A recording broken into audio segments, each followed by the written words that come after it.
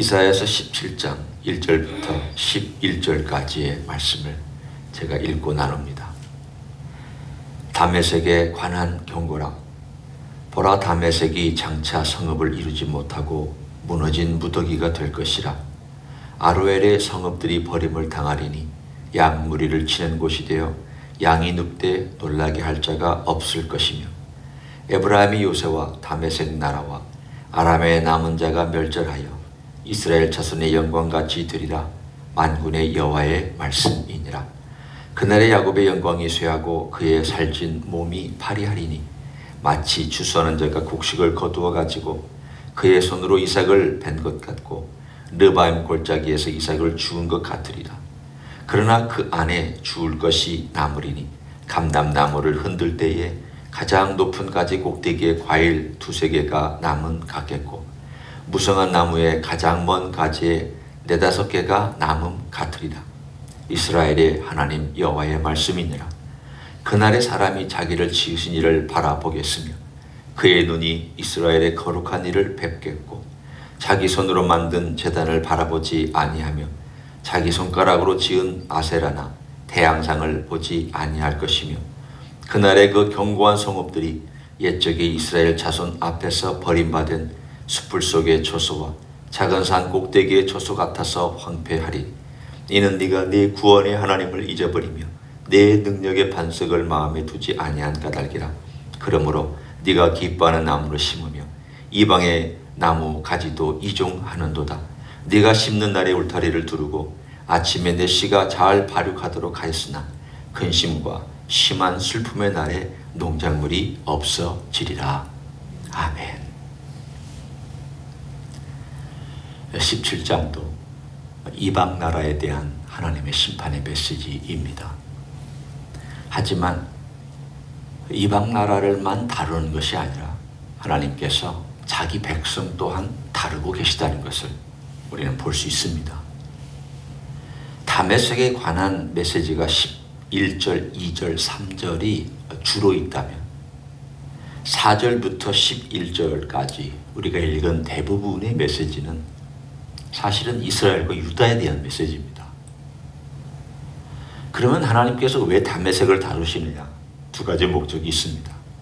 하나는 이방 민족도 하나님께서 다루신다는 것을 보여주심과 함께, 두 번째는 그 이방 민족이 이스라엘 백성을 향하여 행하였던 일들에 대해서도 하나님이 다루고 계시다는 뜻입니다.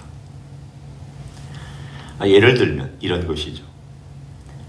엘리야 시대에 엘리야가 갈멜산에서 850명과 전투를 치른 다음에 하나님의 산에 가서 내가 더 이상 아무리 전투를 치러도 돌아올 가능성도 없고 지치기만 하다고 그가 그곳에 머물러 있었을 때에 하나님께서 그에게 사명을 주시는데, 네 후계자 세워라. 그래서 엘리사를 세우죠. 또 하나는 아람에 가서 하사엘에 기름 부어서 왕을 삼아라. 그 당시에는 베나닷이라는 사람이 왕이었는데 하나님께서 왜 아람의 왕에게까지 가서, 아람의 왕은 아직 아니었던 하사엘에게 가서 기름을 붓고 그 기름 부은 사람을 하나님께서 세우느냐?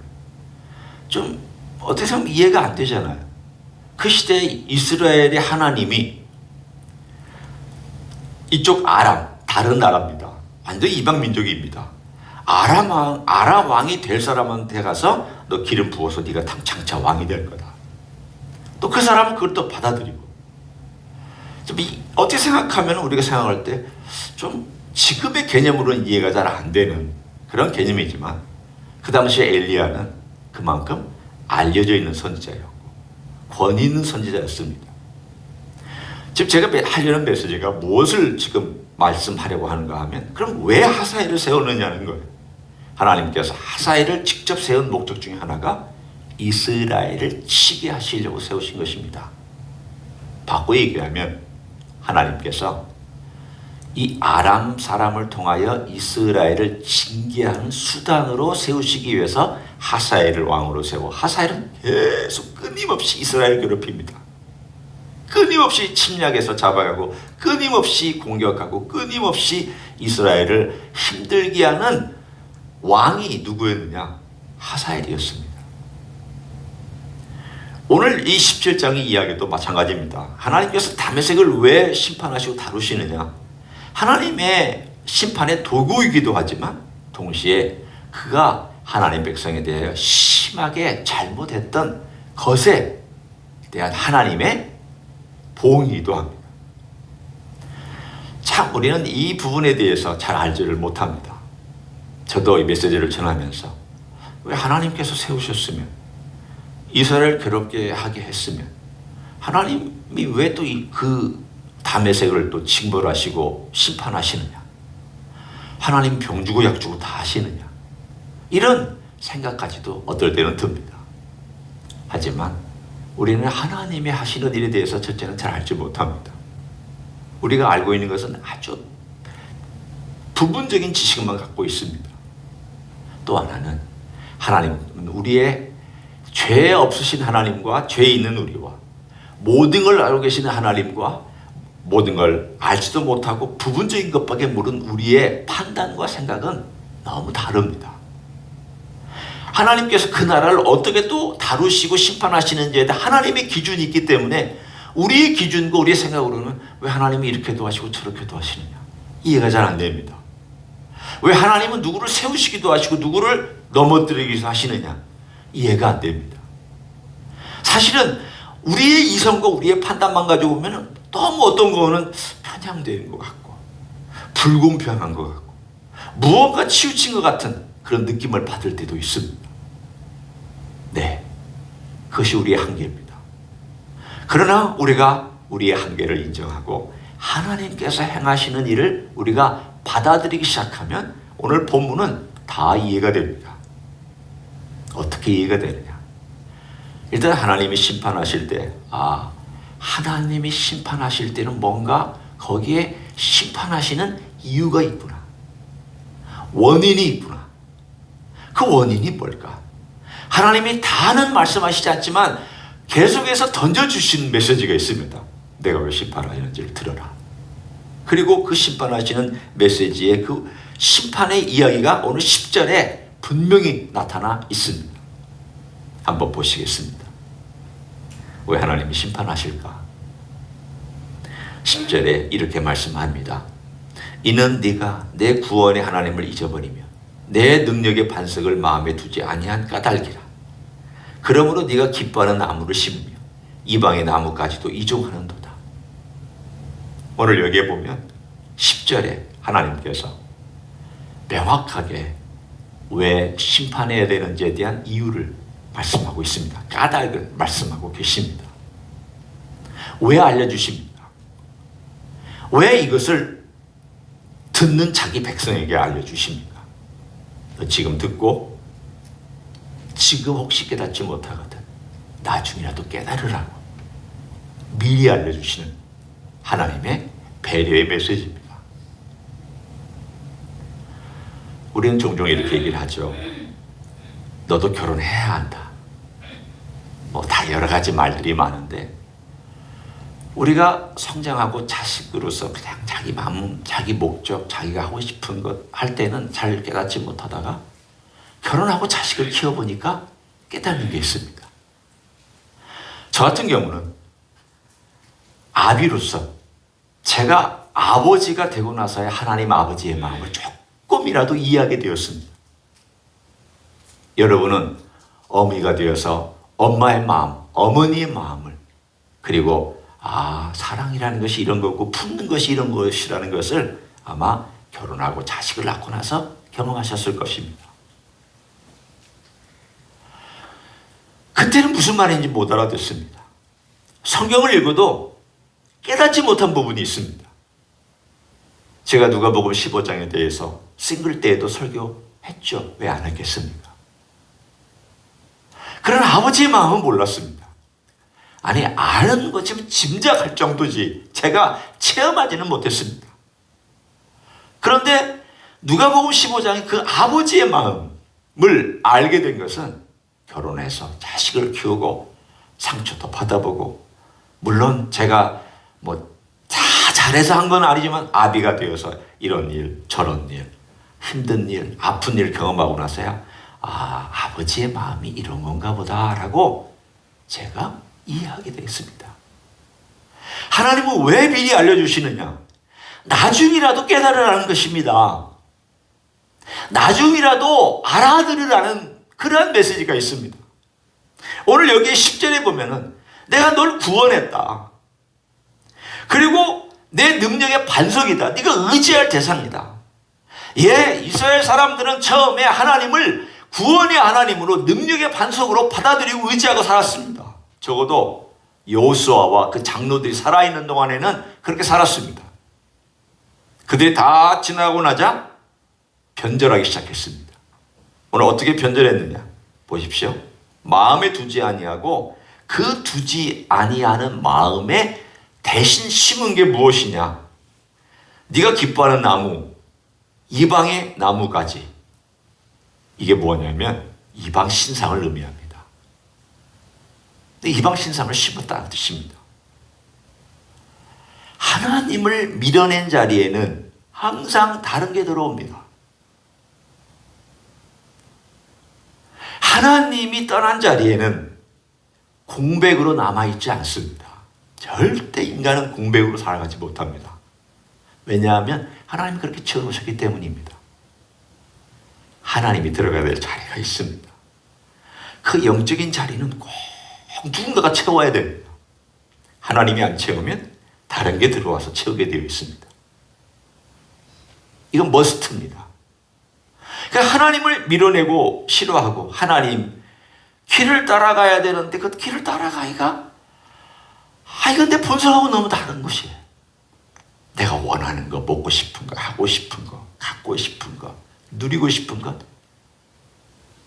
내 안에서 막 솟아오르는데 하나님의 말씀은 그건 죄다. 그건 나쁜 거다. 그러니까 이렇게 하나님께서 말씀하시는 것이 처음에는 좀 듣는 것 같고 장로들이 살아있을 때는 그 장로들의 삶을 보면서 따라가는 것 같은데 장로들이 죽고 나자 내 마음대로 해도 되는구나. 그 내 마음대로 할 때에 이제는 거칠 것이 없는 거예요. 거칠 것이 없으니까 자기 하고 싶은 대로 하면서 이것도 해보고 저것도 해보고 다 해봅니다. 마치 히스기야와 므낫세하고 비슷합니다. 히스기야 므낫세는 같이 공동으로 통치한 연수가 있습니다. 오버랩 되죠. 히스기야가 살아있는 동안에 므낫세가 아들로서 같이 통치했습니다. 아버지가 있는 동안에는 아무 내색하지 않았습니다. 아버지가 딱 죽자 본색을 드러냅니다. 하고 싶은 거 다 합니다. 므낫세는 가장 악한 왕인데 가장 하고 싶은 대로 한 사람입니다. 50년이 넘는 세월 동안에 자기가 원하는 우상은 다 들여왔습니다. 물론 그가 나중에 아수르의 포로로 잡혀가서 회개하고 돌아와서 하나님께 자기의 죄를 고백을 했지만 이스라엘, 유다 나라가 망하는 것을 막지는 못했습니다. 자, 오늘 이 10절을 봅니다. 하나님께서 말씀합니다. 내가 왜 너를 심판할 수밖에 없느냐? 네가 나를 밀어냈고 밀어낸 대신에 이방 신상을 네가 섬겼다. 이것이 한두 해가 아니다. 자식을 기를 때 처음부터 매되지 않습니다. 아니, 처음부터 매를 대는 부모는 어떤 의미로는 부모라고 말할 수 없습니다. 처음에는 좋게 타이릅니다. 그러다가 조금 더 경고합니다. 그 다음에는 거기에 대해서 심각하게 도전합니다. 그럼에도 불구하고 또 고집해서 자기 하고 싶은 거를 또 행할 때 그때 가서 매를 댑니다. 과정이죠. 하나님께서 돌아와라. 사사기 때 여러분 사사기의 사이클이 얼마나 인간의 모습을 보여주고 있는지 아시죠? 사사기의 사이클에 처음 한 두세 사사들이 나올 때는요, 돌아온 다음에 그 뒤에 40년 동안 평안하였더라. 80년 동안 평안하였더라. 이게 나옵니다. 두 번째 사이클 사사로부터 기드온의 시대로부터 넘어가기 시작하면서 몇 년 동안 평화로웠더라는 말이 사라집니다. 무슨 뜻입니까? 돌아오지 않는다는 뜻입니다. 하나님께서 사사를 보내면 그 사사 때문에 돌아와서 한 40년이고 혹은 뭐 몇 년이고 평화로운 시기를 보내고 하나님과의 관계도 어느 정도 회복되고 그 일이 진행되는데, 두 번째 기드온의 시대가 지나가면서부터는 평화로운 시대가 없습니다. 하나님이 구원을 해주시는데도 불구하고 돌아와서 그들이 하나님과의 관계를 회복했다는 말이 없습니다. 그래서 결국 어떻게 되느냐? 사사기 맨 뒤로 갈수록 잔인한 일들이 더 강하게 생겨서 이스라엘이 얼마나 타락하는지에 대한 내용을 보여주는데, 그게 타락의 모습입니다. 하나님께서도 그렇게 계속 메시지를 주셨습니다. 왜 주셨느냐? 그 원인은 이렇게 되지만 하나님이 주시려는 메시지는 오늘 본문에 6절, 7절, 8절 있습니다. 자, 함께 보시겠습니다. 그 과정과 결과가 어떤 것인지. 우리는 하나님의 심판은 여러 모양으로 나타나지만 그 결과를 한번 보도록 하겠습니다. 일단은 그 결과, 첫 번째 결과는 4절. 그날에 야곱의 영광이 쇠하고 그의 살찐 몸이 파리해진다. 첫 번째 결과예요. 네가 심판의 결과로 고난을 당할 것이다. 두 번째 결과는 긍정적인 거예요. 하나님이 의도하신 바예요. 7절. 그날에 사람이 자기를 지으신 이를 바라보겠으며 그의 눈이 이스라엘의 거룩한 이를 뵙겠고 자기 손으로 만든 제단을 바라보지 아니하며 자기 손가락으로 지은 아세라나 태양상을 보지 아니할 것입니다. 이제는 쳐다보지도 않겠다는 거예요. 하우되게 당한 다음에는 이제는 눈길도 주지 않겠다는 거예요. 왜 하나님께서 본다라는 표현을 쓰셨을까요? 옛날에는 이방 신상을 가져다가 너무 사랑하고 너무 좋아한 나머지 고이 모셔다가 손으로 심고 도두고 울타리를 쳐서 에너지를 쏟았는데, 나중에 되면은 그걸 쳐다보지도 않는 그런 상황이 되는데, 오늘 하나님께서 원하시는 게 바로 이것입니다.